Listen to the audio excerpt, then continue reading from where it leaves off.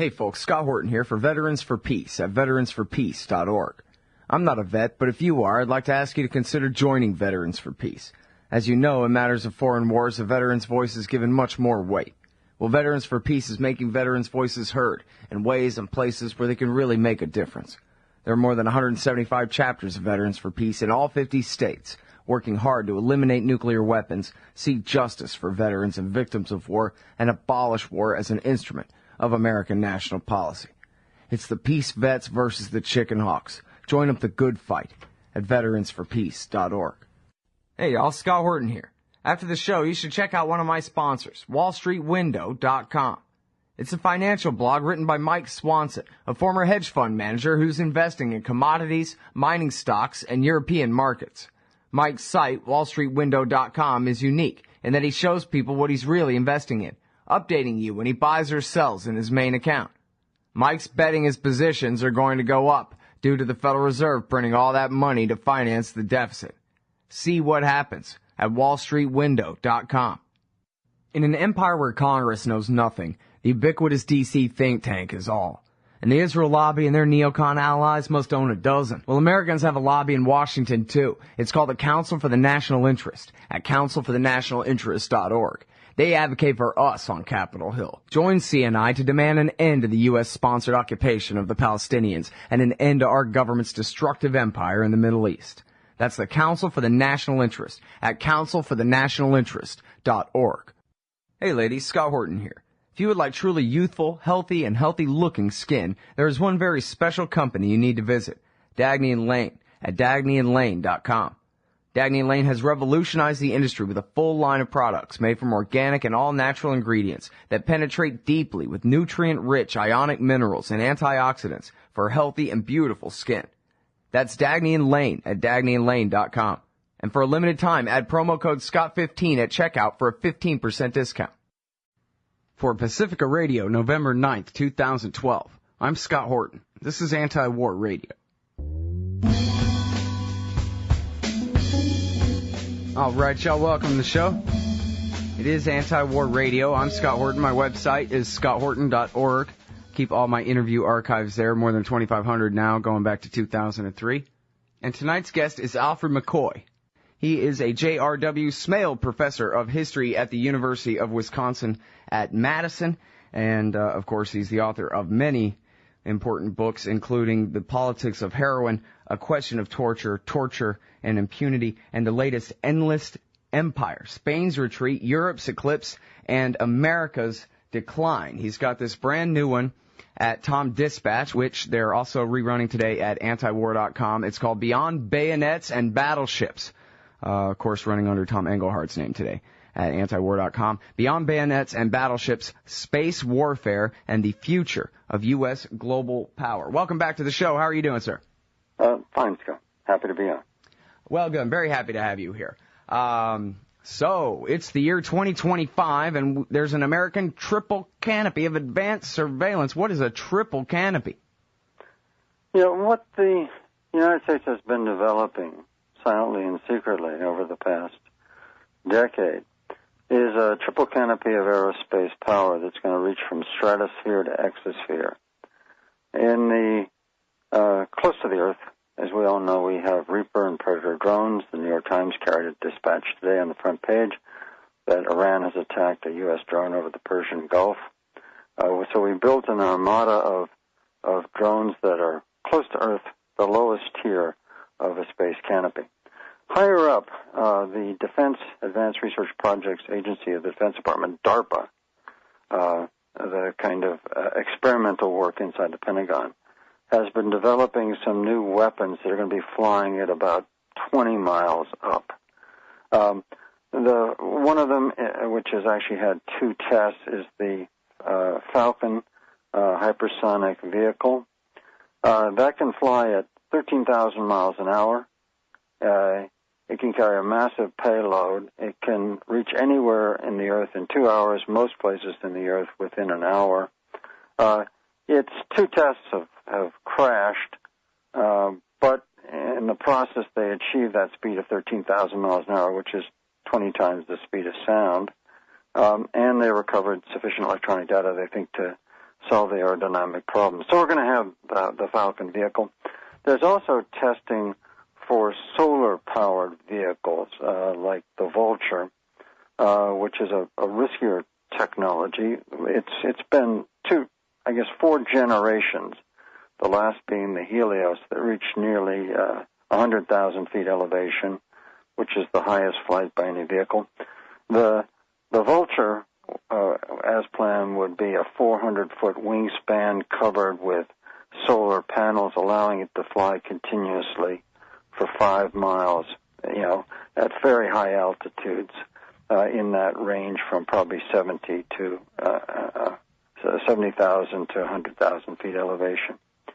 And then at the outer tier, in the exosphere, about 200 to 250 miles out there in space, the X-37B has completed its successful test. In June of this year, the second prototype of the X-37B landed at Vandenberg Air Force Base in California after a successful 15-month mission.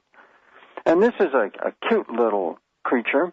Looks like a Challenger vehicle, space vehicle, except it's only 29 feet long. It's pilotless, unmanned, and it can fly about space like a drone. It's a space drone. It has a capacious cargo bay for either launching satellites or missiles to strike at enemy satellites.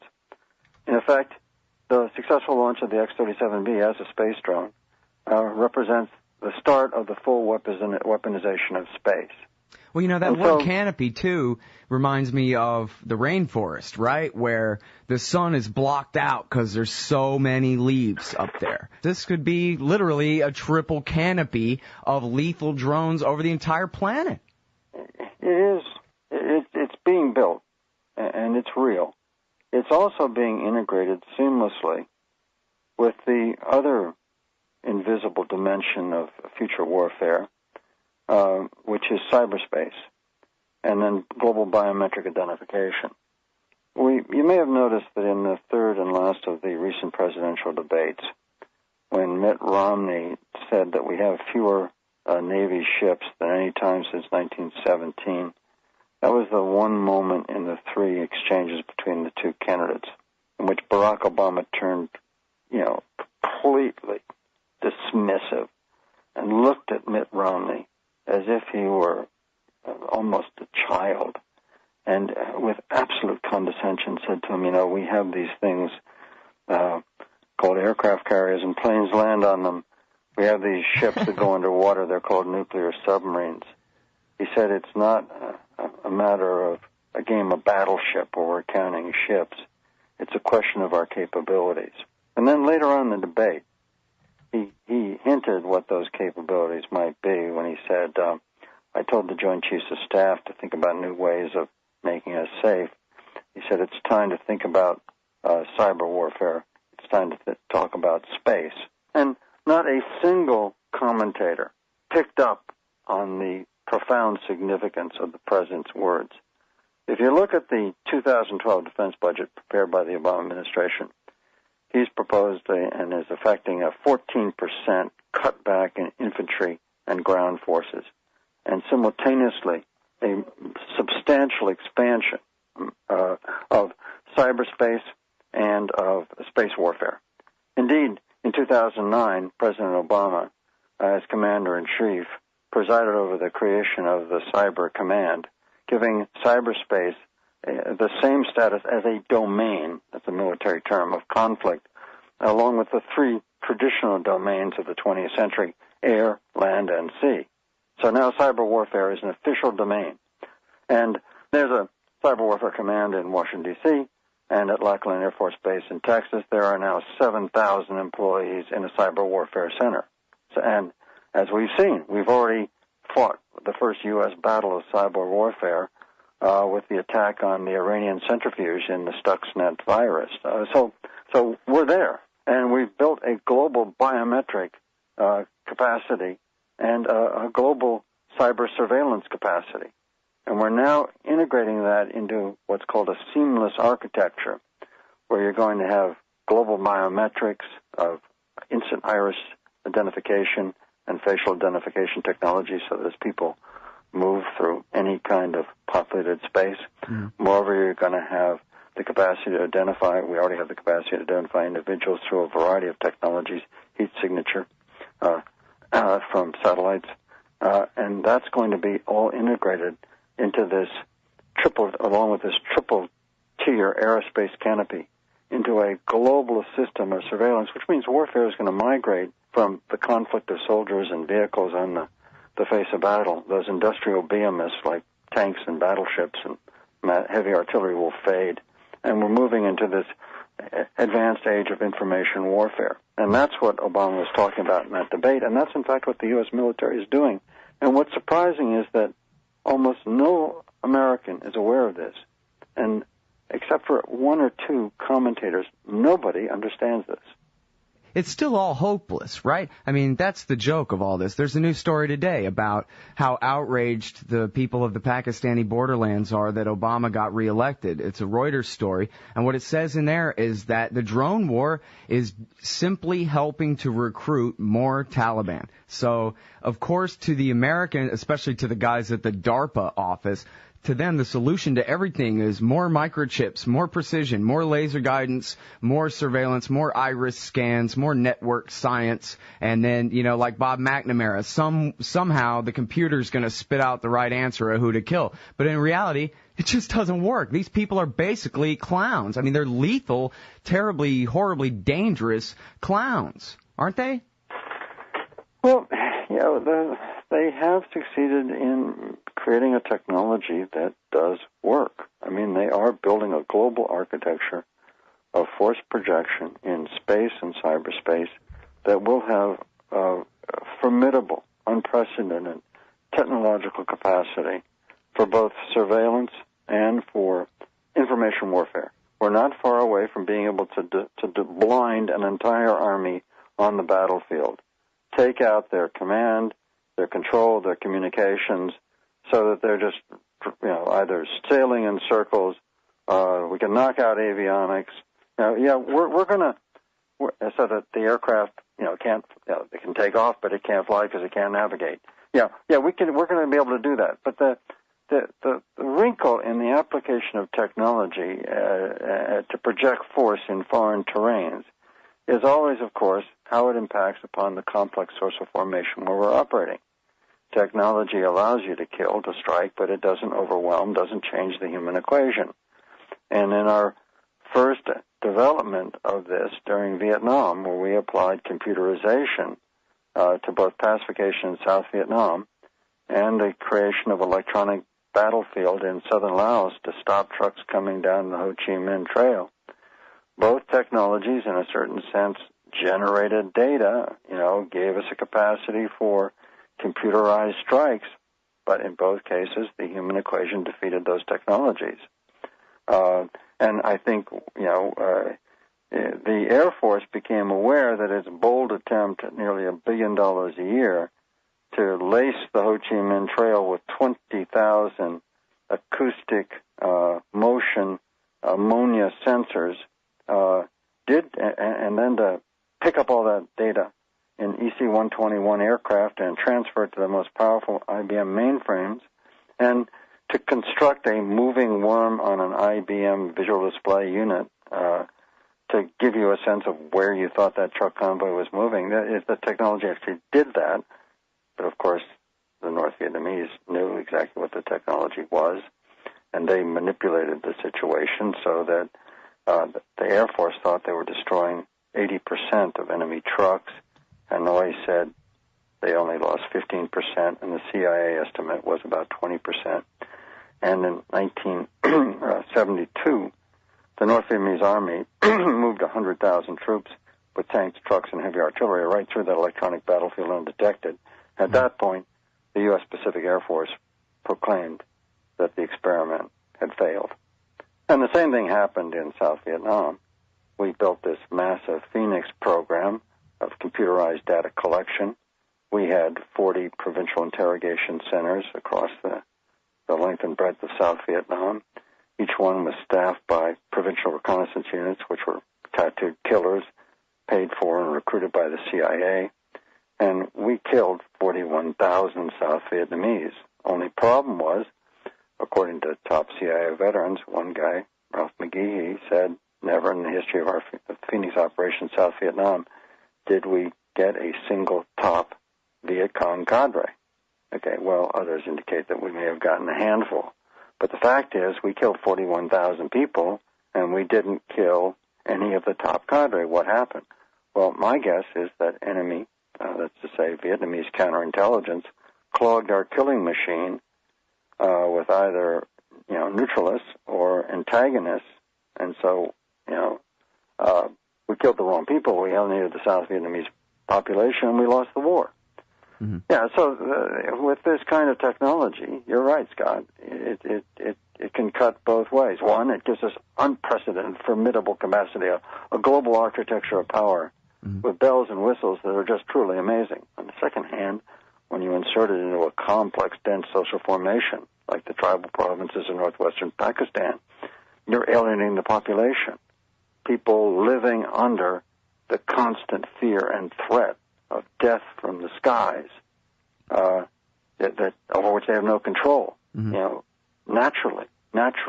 I mean, anybody would are living in fear and hatred, and so we're alienating the very population that's generating the insurgents. So we can swat a few flies, we can kill the guys on our list, but then we're creating an environment where many more will come forward. Yes, so yeah. And I guess why I call them clowns is because they can't seem to realize this, right? For them, it's always just one more invention is going to save the day. It's going to, we'll be able to tie up the last of our loose ends and solve all our problems if we can just get, a quad core on the job here, Yeah, I mean, it cuts both ways, okay? What I find, interesting about it, kind of extraordinary in a sense, is that from, really for the past century, every defeat, every stunning, amazing defeat that this information architecture suffers, on the one hand, like the whole Vietnam War, is a stunning blow to American power that cripples the U.S. capacity to operate internationally for at least a decade after the Vietnam War. And yet, on the other hand, there seems to be almost an inbuilt engineering that transforms every defeat into an experiment that leads to an improved version of the technology. Let's take the drones.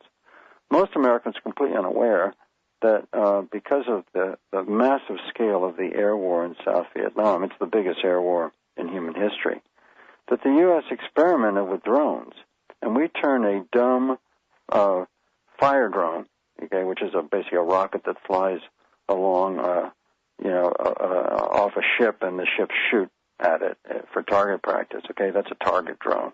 There's something called the Ryan Firebee target drone that we had. By the end of the war, we had transformed that into an agile drone capable of flying 2,500 miles with television, low-resolution television navigation.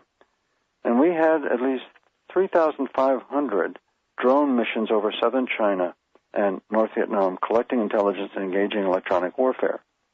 It was, extraordinary acceleration during the Vietnam War. And then there was a 20-year hiatus when the technology was put on the shelf and then revived recently. So the Reaper and Predator really came out of the Vietnam War, illustrating this kind of capacity of the engineering to keep improving, keep rationalizing, perfecting itself. And so when you look forward, into about the third decade of this century, sometime around 2025, 2030, when this technology will be coming online, what we're faced with is a choice between the possibility of an information architecture of unprecedented power that is going to give the United States a kind of a veto over the changing world over in excess of its economic power, which is clearly declining relatively in the world economy.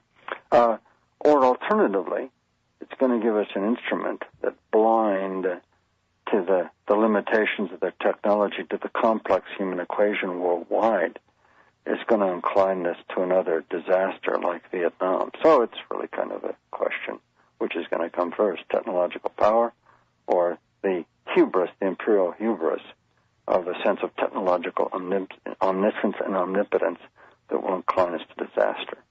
Yeah. Isn't it ironic, too? You know, they feel their economic hegemony slipping, and so then they just double down on the militarism, which is, of course, the cause of all what ails us. You know, America would still be the richest, not necessarily most powerful nation, but the richest nation in the world if we would quit trying to be so powerful all the time and give up all our militarism and just be a normal country in a normal time and then, you know, make things and sell them for a living, you know? Well, even in the realm of technology, the overemphasis with 2 wars in the Middle East and the rest on militarism has meant we've been kind of eating the economic seed corn. We have not been tending to the fundamentals of the educational and intellectual infrastructure that sustains this. Right now, we are the world's preeminent aerospace power, and Russia's kind of faded. They were a very effective competitor. But we have a kind of older generation of engineers and scientists that are running our aerospace technology. And in 2009, there's an international test, quite objective, of the capacity of 15-year-old high school students. And the world was shocked when a group of 15-year-old Shanghai high school students placed number 1 in this test, and U.S. cohorts placed number 24 in math and number 31 in science. So you might say, okay, so who cares? A bunch of 15-year-old kids didn't really perform very well on a test. But yeah, the problem is, around 2025, when this technology is coming online, those Shanghai kids, those Chinese kids, of which the Shanghai group is a representative, they're going to be in their about 25 and 30 years old, and they're going to be China's generation of super smart, highly educated aerospace scientists and engineers. Meanwhile, the current generation of aging scientists and engineers in the United States, they will have long been retired, and they will not have been replaced by their equals. And this technology requires constant research, constant correction and invention. So even as we're building it and launching it, we're losing the educational infrastructure needed to sustain and perfect it. And China is coming online as a competitor in these same 2 realms, cyberspace and space. By 2020, China is going to become the first nation other than the United States to have an operational system of global satellites for telecommunications, intelligence, weather, and then, of course, command and control. And in 2007, China shot down one of its own satellites with a surface-to-air missile, indicating that the age of space warfare is upon us. So even as we're building this architecture, we're losing the scientific capacity to maintain and perfect it in competition with our likely rival, China. Mm-hmm. And the decline is, I think, manifest in another realm, worldwide patents, okay? There's actually a reasonably objective worldwide patent registry. From 2002 to 2008, the United States remained number 2 in worldwide patents, and we had a 40% increase in our number of patents. China came up to number 3 with an 800% increase in its patents.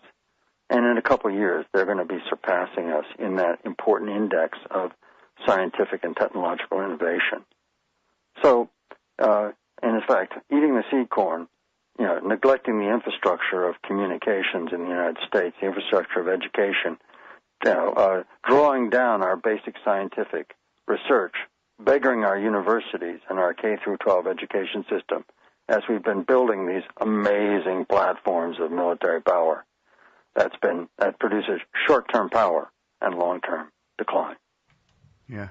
Well, you mentioned earlier on the show about the American people just kind of not being even conscious of it. It's just proceeding so rapidly, and I thought there was one very important phrase in your article about, you're quoting one of these guys from the Pentagon saying, the Reaper drone that we have now, which is the improvement on the Predator, I guess, that's just a Ford Model T. In other words, we are only just getting started. And I just wonder, like, how much fire are we playing with here? Does anybody really imagine they're going to be in control of tens or hundreds of thousands of armed drones around the world? The system is moving to robotic controls because the architecture is so complex. The amount of information coming in is so massive. It's coming in from data mining on the internet, visual information, all the images from the drones. Right now, we have a geospatial center in Washington, D.C. with a massive budget, about 10,000 employees in one of the largest federal buildings in the United States that's trying to control this information flow. And it's becoming very clear that robotics, in terms of repairing, repositioning, maneuvering satellites, right now every drone is flown by a pilot remotely. We're now training more drone pilots than we are fighter and bomber pilots combined. So we're moving in that direction. But we're eventually, particularly if we move to the solar-powered drones that are flying for 5 years at a time, that will probably require robotic controls to keep that drone flying on course. So you're right. I mean, we are building a system of incredible complexity with robotic controls, which, of course, has the threat and the risk of malfunctioning and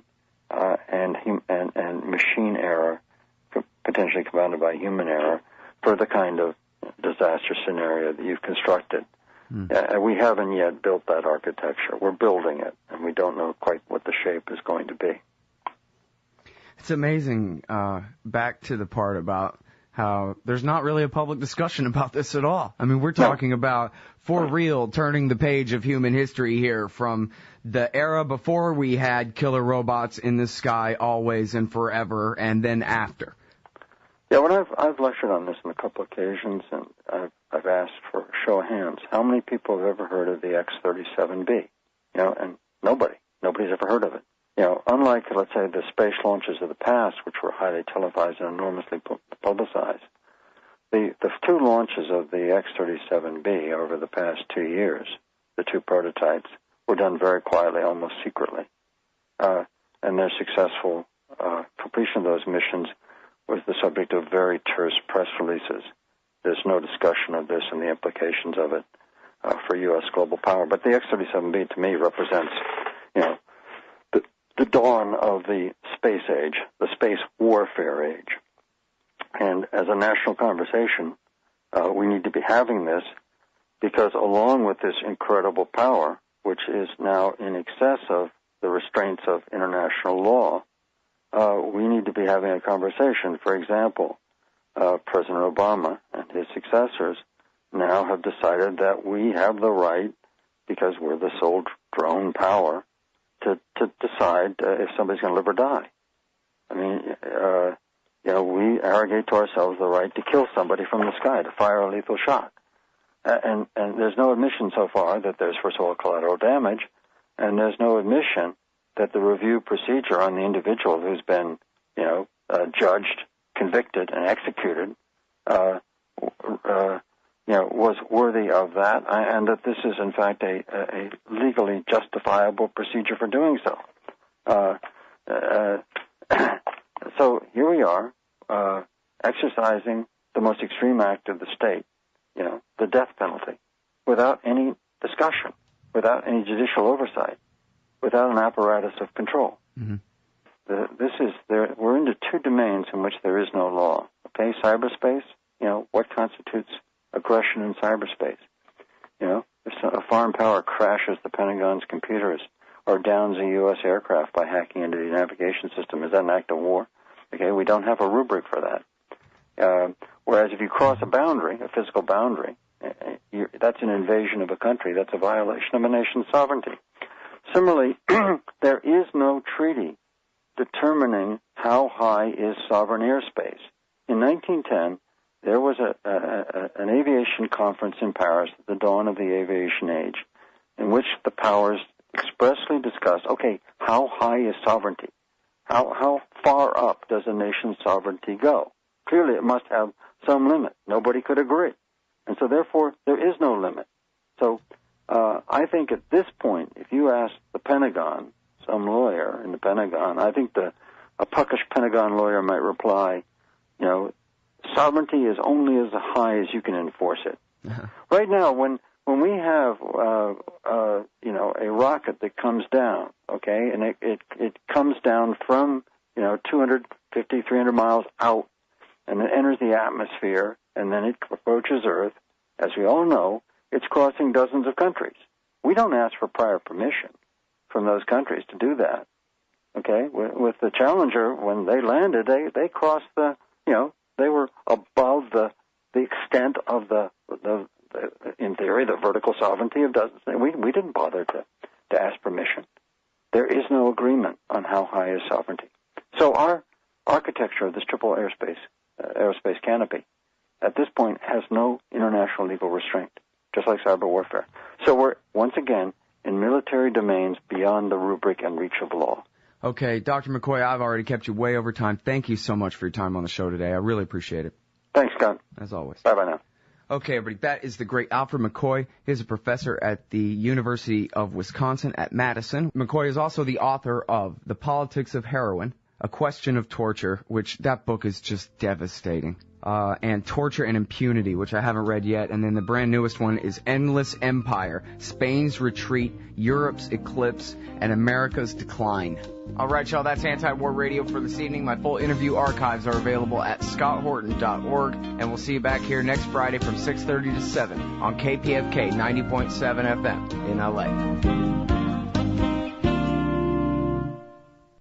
Ben Franklin said those who are willing to sacrifice essential liberty for a little temporary safety deserve neither. Hi, Scott Horton here for the Bill of Rights Security Edition from SecurityEdition.com. It's a plain card-sized steel Bill of Rights designed to set off the metal detectors anywhere the police state goes, so you can remind those around you the freedoms we've lost. And for a limited time, get free shipping when you purchase a frequent flyer pack of 5 Bill of Rights Security Edition cards. Play a leading role in the security theater with a Bill of Rights Security Edition from SecurityEdition.com. The Scott Horton Show is brought to you by the Future Freedom Foundation at FFF.org. Join the great Jacob Hornberger and some of the best writers in the libertarian movement like James Bovard, Sheldon Richman, Anthony Gregory, Wendy McElroy, and more for a real individualist take on the most important matters of peace, liberty, and prosperity in our society. That's the Future Freedom Foundation at FFF.org. So you're a libertarian, and you don't believe the propaganda about government awesomeness you were subjected to in 4th grade. You want real history and economics. Well, learn in your car from professors you can trust with Tom Woods' Liberty Classroom. And if you join through the Liberty Classroom link at scotthorton.org, we'll make a donation to support The Scott Horton Show. Liberty Classroom, the history and economics they didn't teach you. Hey everybody, Scott Horton here for LibertyStickers.com. If you're like me, then you're right all the time, surrounded by people in desperate need of correction. Well, we can't all have a radio show, but we can all get anti-government propaganda to stick on the back of our trucks. Check out LibertyStickers.com. Categories include anti-war, empire, police state, libertarian, Ron Paul, gun rights, founders quotes, and of course the stupid election. That's LibertyStickers.com. Everyone else's stickers suck.